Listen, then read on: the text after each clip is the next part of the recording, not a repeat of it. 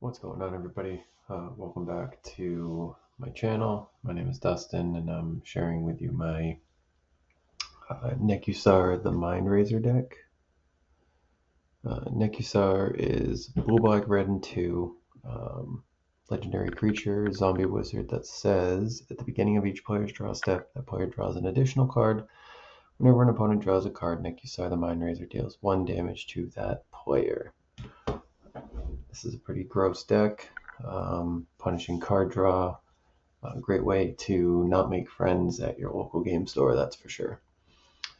So we'll get right to it. This deck is considered a bracket 4. I think you could still use some optimization to be considered, competitive in a bracket 4. I have won some games on Spell Table with this, playing it in a bracket 4 lobby, but I was definitely behind for a while. I got some very lucky draws. So we'll start with the land. So this deck has 34 total lands.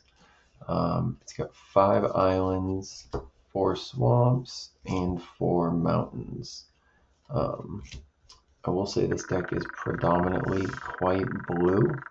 There's a lot of interaction to protect everything. As you can tell, the stacks here, you can't really tell, but there are many more spells between sorcerers and instants than there are creatures in the deck. This is the type of deck where you're not going to be attacking. You're not going to be swinging your pieces, at an opponent. A lot of your creatures on the board, their primary purpose is for their activated or static passive abilities, punishing card draw and things like that, or giving more card draw. So we'll start with some of the dual and utility lands in the deck. Sheevan Reef. We have a Mana Confluence, the Murkwater, and what's the other one? Murkwater and Clearwater Pathway. Help yourself with a little bit of land. Mana Fixing, Evolving Wilds, Command Tower, Bloodstained Mire, Polluted Delta, Path of Ancestry. There are, I believe, 8 wizards in this deck. So Nekusar is a wizard, so you can scry when you cast one of the wizards that share a type with Nekusar. Blood Crypt, Riverpire Verge, Darkslake Shores, Rolling Quarry Tower. There are times when I've had this Rolling Quarry Tower out and I have like 28 cards in my hand. And you'll see that there are some cards that will wheel people for the person with the most amount of cards in their hand, and that can really be devastating to opponents. Starting Town, Watery Grave, Steam Vents, Scalding Tarn, Temple of Epiphany. Again, I said this in my Muldrotha video. I don't mind having a Scryland in my in my decks, especially in my opening hand. This deck is not going to win turn 1. See what you got coming. You look and you see you get a big creature, or a 6-drop on your next card on turn 2 draw. You're probably not going to need that.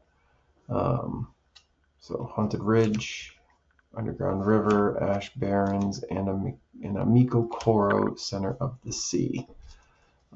This utility line, I'm really looking to maybe find an alternative for this. There's a couple cards in here, I'll say it again, that I'm like, do I keep this? But I haven't found anything to replace it yet. So we'll move right we'll start with the smallest pile, our enchantments. Force Fruition. Whenever an opponent casts a spell, that player draws 7 cards. Gross. I've never played this in a game yet. I've had it in my hand and I've wanted to play it, but I haven't successfully cast it. I can't imagine any opponent would let me cast that. I keep that on the board for any amount of time. Counterbalance. Whenever an opponent casts a spell, you reveal the top card of your library. If you do, counter that spell if it has the same value as the mana value as a revealed card. some great protection for the wheeling and dealing you're going to be doing here. Curiosity. So curiosity is part of one of the win conditions. I will show it now. One of the more common ones everybody knows. Niv Mizzet the Firemind. You enchant Niv Mizzet. Niv Mizzet says, whenever you draw a card, Niv Mizzet the Firemind deals 1 damage to any target. Enchant him. Tap to draw a card. You draw a card, deals 1 damage. Whenever enchanted creature deals damage to an opponent, you may draw a card. Draw a card, keep the loop going. The one great thing about Curiosity is it has that may option. So if you go and wheel, you go and draw 76 cards and, your opponent still has more life than you can deal damage, you don't have to draw your deck out. You can stop. And then if you have something like a Reliquary Tower in your, on field, or the folio of fancies on the board, and you have no hand size cap, now you have like 3/4 of your deck in your hand, and you can play all the interaction and cards you need. So that's one of the win conditions in here. Dictative Crewfix has flash. At the beginning of each player's draw step, that player draws an additional card. This is great to play turn 3 right at the end of your opponent's end step.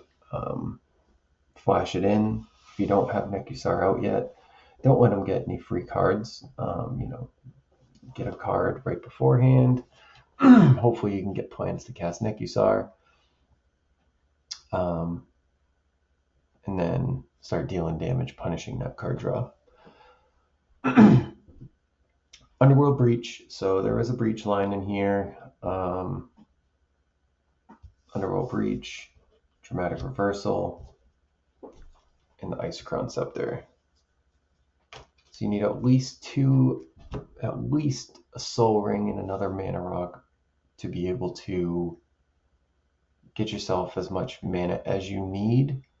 I'll go through. We also have a Brain Freeze in here to start milling opponents out with, getting a high storm count with it.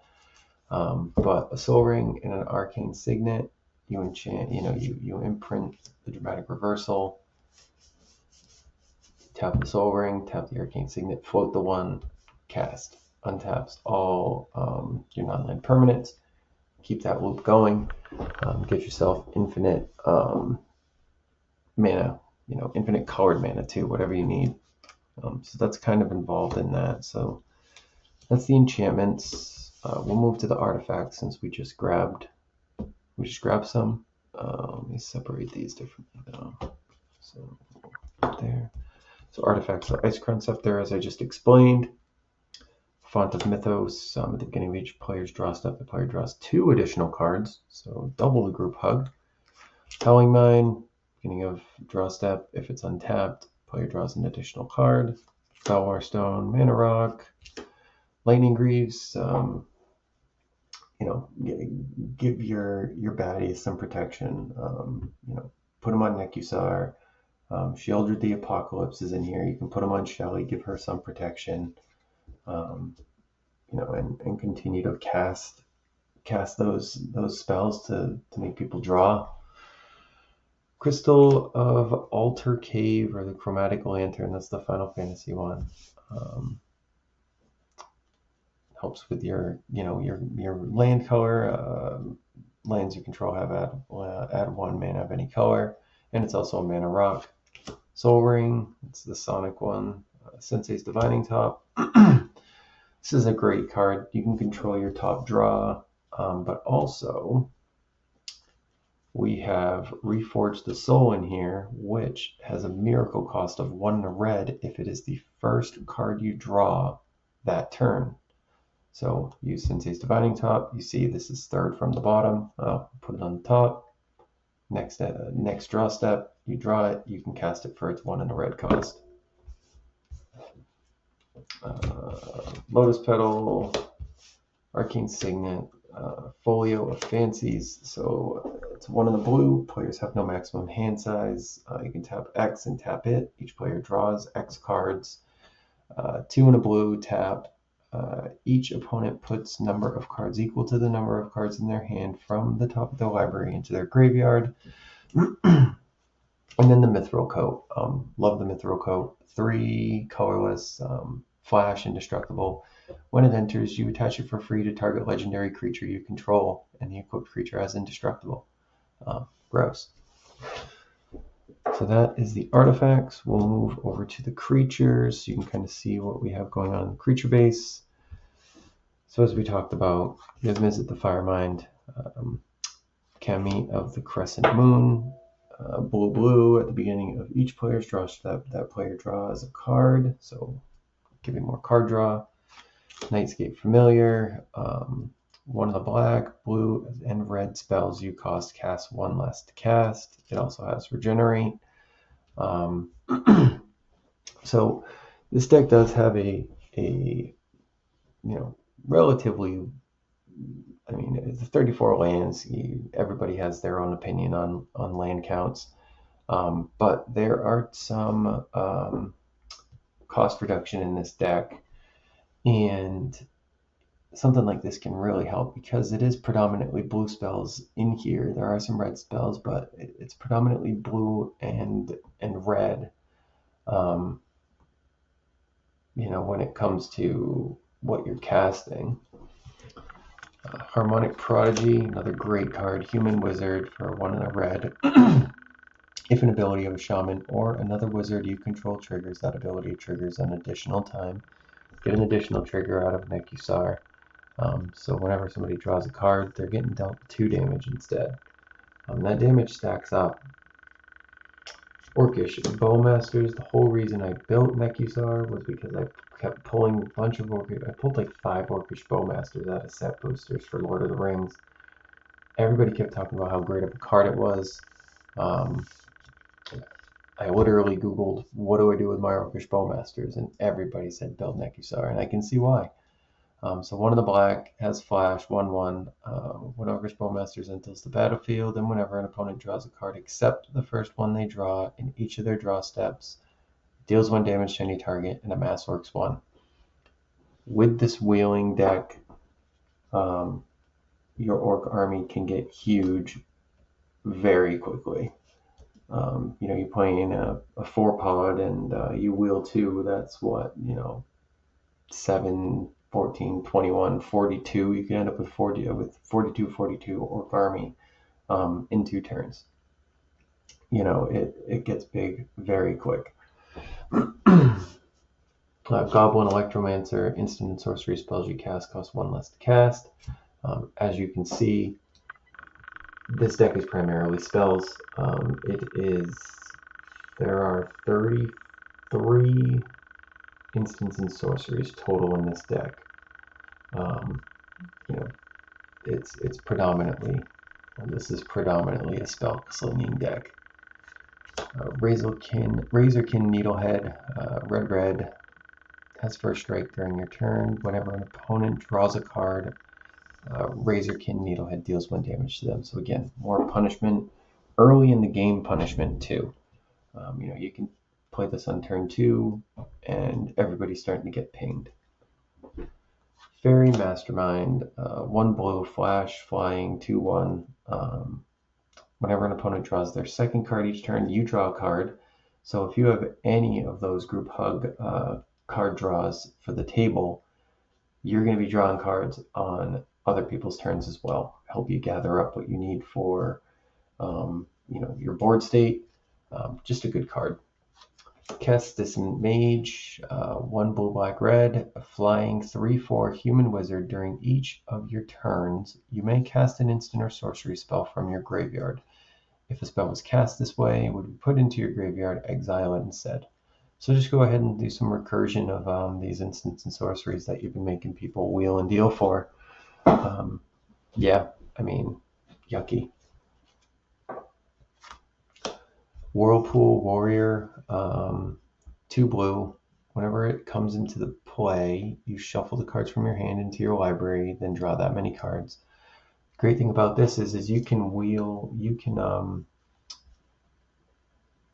activate its sacrifice ability without tapping it. So you could, as long as you have a red freed up, it says red sack Whirlpool Warrior. Each player shuffles the cards from his or her hand into their library and draws that many cards. So you don't need to wait for it to, your next turn to utilize it. You get a red free, go ahead and crack it. Ironcrag Pyromancer. Whenever you draw your second card each turn, it deals 3 damage to any target. If you have Ironcrag out and you have your Harmonic Prodigy, that's going to trigger an additional time. Boom, now you're dealing 6 damage to any target instead. Or, well, 3 damage to 2 different targets. Or you can do whatever you want with it. Scrawling Crawler. 3 colorless. At the beginning of your upkeep, each player draws a card, and again, more draw punishment. Whenever an opponent draws a card, it loses 1 life. Not just that card they're drawing at your upkeep, but whenever they draw a card in general. Again, another very gross card, very low cost. You can play it early in the game and start punishing early on, get everybody's attention. Jace's Archivist. 1 blue, blue and tap. Each player discards his or her hand and draws cards equal to the greatest number of cards a player discarded this way. Again, this is actually, Jace's Archivist is nice because it's not a sacrifice ability. It's a blue and a tap, and then you can do it. Magus of the Wheel, 2 red, 1 in a red, tap and sack. Each player discards their hand and draws a fresh 7. And then last, as I said, Sheoldred the Apocalypse. She's in here. 2 black. She is a Phyrexian Praetor, 4/5 with Death Touch. Whenever you draw a card, you gain 2 life. When an opponent draws a card, they lose 2 life. It's disgusting. Funny, I actually pulled this card when I was down in South Carolina visiting my sister. And it was another one that I held on to. My dad insisted I went and got it graded. I sent it out, took 3 months for the grade. It came back in 8.5. I was like, I cracked it out and I wanted to use it. I've been waiting for it to come back to put it into this deck. So we'll move to sorceries now. As we said, Reforge the Soul. 3 red. Each player discards their hand, draws a fresh 7. It does have a miracle cost of 1 red if it's the first card you draw that turn. Time Reversal, 3 blue. Each player shuffles his or her hand and graveyard into the library, then draws 7. Exile it after. That's great if you get a graveyard. It's getting pretty big. You got cards that you want to reuse. Pull this, cast it. Let's go back into your library. Boom.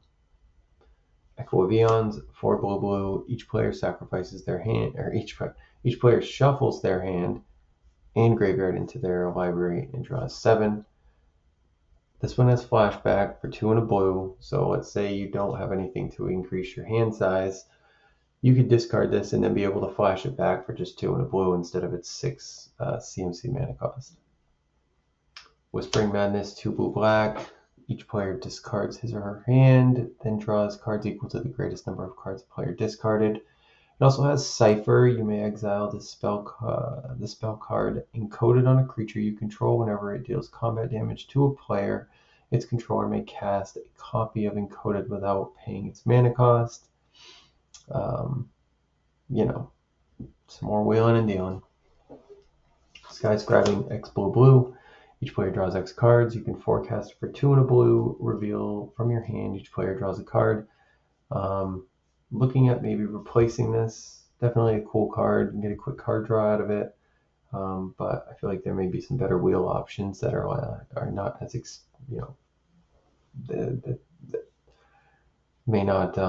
maybe some better options. Fabricate. Let's go ahead and fetch yourself an artifact card. Reveal it. Put it in your hand and shuffle for 2 and a blue. Winds of Change. 1 red, or just red. Each player shuffles the cards from their hand into their library and draws that many cards. A great wheel option, great draw option for only 1 red. Peer into the Abyss. Gross. Basically, if you cast this on somebody in Nekusar or Sheoldred or Scrawling Crawlers, most likely they're dead, unless they've gained a significant amount of life that game. Peer into the Abyss, target player draws cards equal to half the number of cards in their library and loses half their life. Round up each time. Got Gamble. Great 1-drop. Get it early on. Try to go fetch yourself something you need based on what your opening hand is. Shuffle it up and hope for the best. Windfall 2 blue. Each player discards their hand and draws cards equal to the greatest number of cards a player discarded this way. Again, this is a great way. If you have a huge hand, you have Rolling Quarry Tower, you're up to 32 cards. You're discarding 32, and now everybody's going to take however much life based on whichever permanents you have out there that are dealing damage for card draw. Molten Psyche, 1 red. Each player shuffles the cards from his or her hand into their library and draws that many cards. It also has Metalcraft. If you control 3 or more artifacts, Molten Psyche deals damage to each opponent equal to the number of cards that player drew this turn. Chances are there's a good opportunity for you to have 3 artifacts on the battlefield. We had, mentioned it there, 13 artifacts in this deck. There's a good chance you'll end up with with at least 3 artifacts on the board when you go to cast this. And they're all relatively cheap, like 2 drops and 1 drops and stuff. Dark Deal, 2 black. Each player discards all the cards in his or her hand, draws that many -1. Prosperity, X blue. Each player draws X cards. And Grim Tutor, go fetch yourself a card, throw it in your hand, and lose 3 life. So finally, the biggest stack of cards here are the instants. There is a boatload of interaction in here, all to protect what you're trying to do. You're gonna need it. When I've played this deck, once Sheoldred, Nekusar, or Scrawling Crawler are out, and you wheel somebody for 14 or 7, or after 1 or 2 wheels and dealing double digits, the group will take notice and you'll become a target pretty quick. So Dramatic Reversal, as I had explained with the Isochron Scepter and Underworld Breach, you can get a loop out of that. Force of Will, 3 blue. As we know, Force of Will isn't in here to hard cast it. You can, but you may pay 1 life and exile a blue card from your hand rather than pay the mana cost and counter target spell. Dispel, counter target instant spell for 1 blue. Force of Negation, 1 blue. If it's not your turn, you can exile a blue card from your hand rather than pay the spell's mana cost and counter target non-creature spell, and then you exile it. Mana Drain, blue, counter target spell. You gotta love holding on to a Mana Drain until somebody casts their Dragon or their, high valued, high mana cost commander, and then you Mana Drain them and you get hooked up for your next main phase. Swan Song, counter target enchantment, instant or sorcery, creates a 2/2 bird. Brain Freeze, part of the Underworld Breach line where you can mill out your opponents. Mindbreak Trap, 2 blue. If an opponent casts 3 or more spells this turn, you can play it for free. Exile any number of target spells. Wheel and Deal, 3 and a blue. At instant speed, any number of target opponents each discards their hand and draws 7, and it also gives you a card draw from it. So Wheel and Deal is fun. Some wheeling at instant speed. It's a cool looking card too. Arcane Denial, 1 blue, counter target spell, so some more counter action. Its controller may draw up to 2 cards at the beginning of the next upkeep and the next turn's upkeep, and you can draw a card at the beginning of, or you draw a card at the beginning of the next turn's upkeep. Then Tutor, Psych Rift, Dark Ritual, Negate, counter target non-creature spell, counter spell, counter target spell, Mental Misstep, counter target spell with mana value 1, pay 2 life, Phyrexian mana, Deadly Rollick, another part of the, cast without paying its mana cost if you have your commander, exile target creature. There is not a lot of destruction in this spell, in this this deck. So I will say that is a weakness of it. You know, you're not going to be able to destroy things really once they get on the board unless you got Bowmasters and you can deal damage to it. So it is kind of a downfall of this deck. And then Mystical Tutor, and last but not least, Deflecting Swat. So like I said, you know, this deck, the whole purpose of this deck is to punish everybody drawing cards. You know, you're helping them draw cards. You're giving them this extra card draw, and you know, hoping that you don't walk them into their own win con. You know, the one thing that can be challenging with this is to get the deck going. Sometimes you're giving your opponents free card draw. You know, in a perfect world, you would get yourself a Dark Ritual in your opening hand, have a, you know, Swamp and you know, a Mountain and an Island, and you know, turn 3 your Nekusar. But is that always going to happen? Probably not. It doesn't happen very often for me anyway.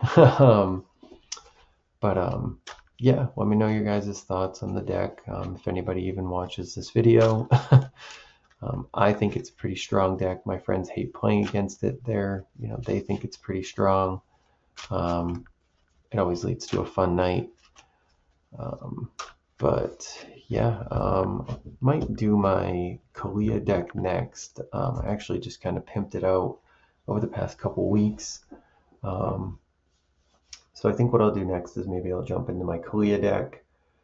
I built my wife an Dragon deck when I got back into Magic and I convinced her to play with me.